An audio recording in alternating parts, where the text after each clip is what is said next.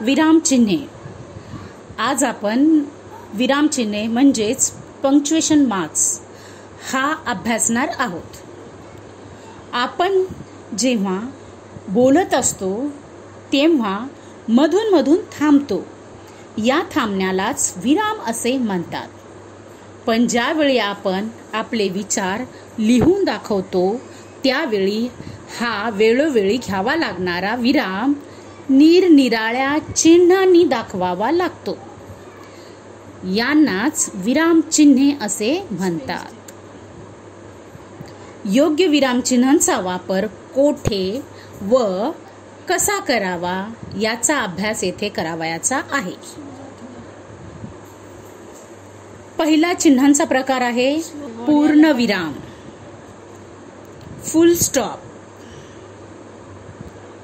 शब्दांच्या किंवा नामांचा संक्षेप दाखविण्यासाठी पूर्णविरामाचा वापर करतात किंवा पूर्णविराम वाक्याच्या शेवटी दिला जातो. आता उदाहरणच बघा.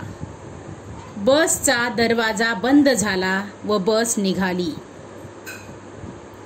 तसेच आपण दुसरे उदाहरण पण देऊ शकतो की तो घरी गेला. महात्मा गांधी, पंडित जवाहरलाल नेहरू, डॉक्टर आंबेडकर, सन.वी.वी. तर अशा रीतीने शब्दांच्या किंवा नामाचा संक्षेप दाखविण्यासाठी आपण पूर्णविराम या विरामचिन्हांचा उपयोग करतो.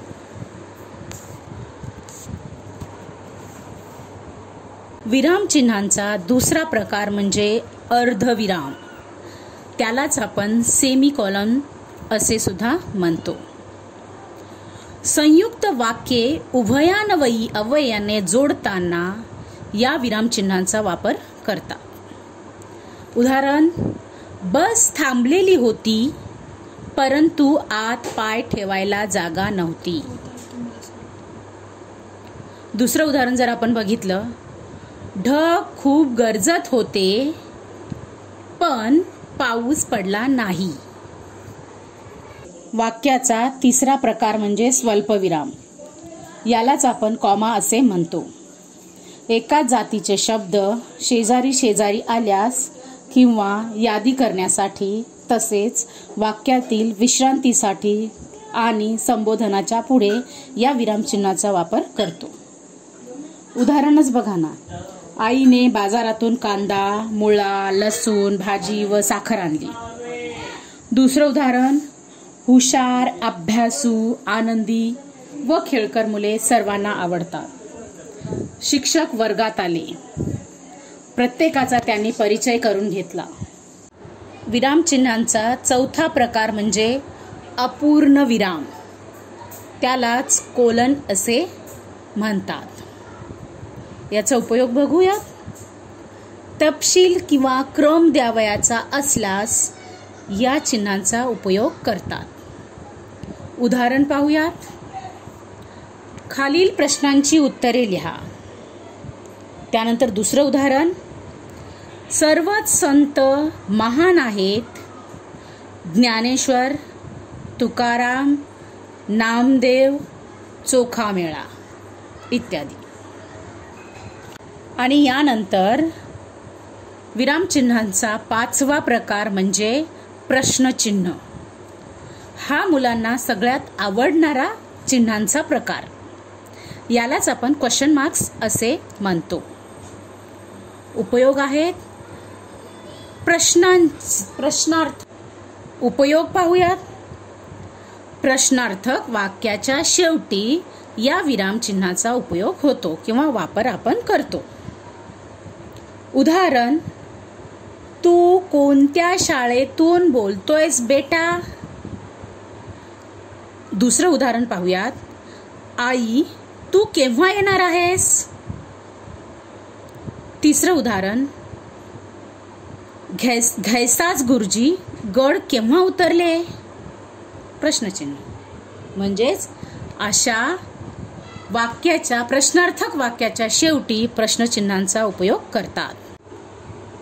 विरामचिन्हाचा सहावा प्रकार म्हणजे उद्गार चिन्ह. मनातील तीव्र भावना व्यक्त करताना, जसे आनंद, क्रोध, दुःख, भीती, आश्चर्य वगैरे व्यक्त करण्यासाठी आणि केवल प्रयोगी अव्ययापुढे वापरतात.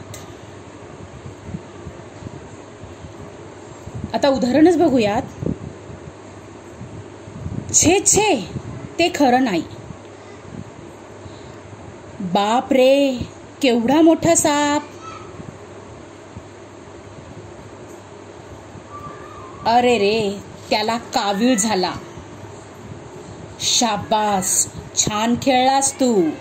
अशा तऱ्हेने. विरामचिन्हांचा 7वा प्रकार म्हणजे अवतरण चिन्ह. आता यामध्ये एकेरी अवतरण चिन्ह व दुहेरी अवतरण चिन्ह असा उपयोग होतो. दुहेरी अवतरण चिन्हाचा वापर आपण कुठे, कधी, कसा करतो हे बघावयाचे आहे. बोलणाऱ्याच्या तोंडचे शब्द संवाद दाखवताना या चिन्हाचा म्हणजेच दुहेरी अवतरण चिन्हाचा उपयोग होतो. उदाहरण बघा. गोपू म्हणाला, मी बाजारात येईन. दुसरं उदाहरण. होय, किती घेणार. तिसरं उदाहरण. तो म्हणाला, मी येईन. अशा प्रकारे दुहेरी अवतरण चिन्हाचा उपयोग आपण करतो. तसेच एकेरी अवतरण चिन्हाचा उपयोग आपण कुठे, कसा करतो हे बघावयाचे आहे. एखाद्या शब्दावर जोर देताना किंवा दुसऱ्याचे मत व्यक्त करताना याचा उपयोग होतो. उदाहरण. मंत्री म्हणाले, लोकांनी खेड्यात जावे.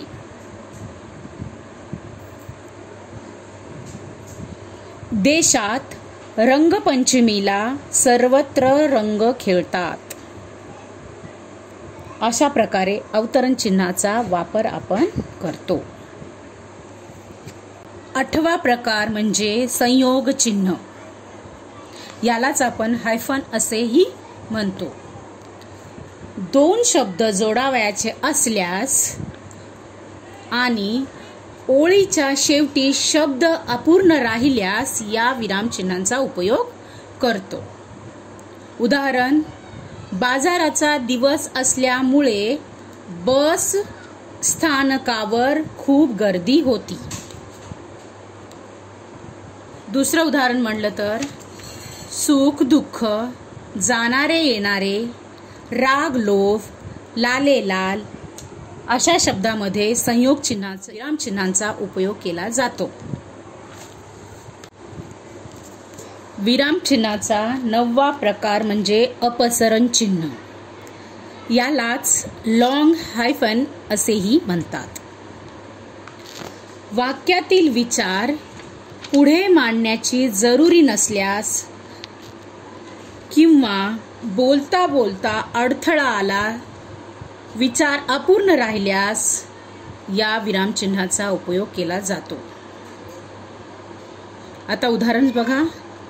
आईने तुळशीला पाणी घातले पण. दुसरं उदाहरण.